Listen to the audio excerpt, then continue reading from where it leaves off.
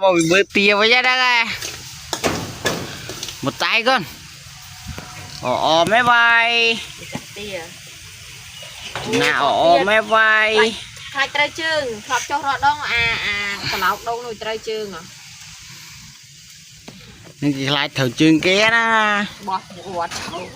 Tập với nha. Một tia bên. Một món.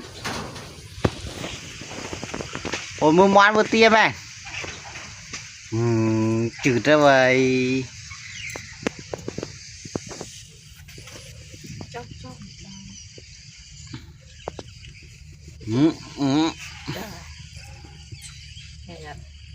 Thế là cả lọc đâu bắt chứ con đoạt cháu vơ vào.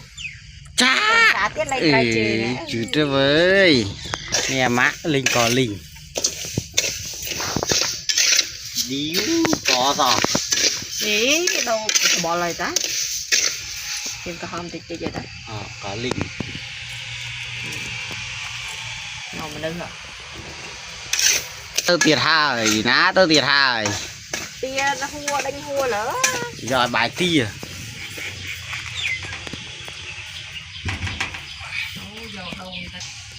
Ai bài tia rồi. Yeah.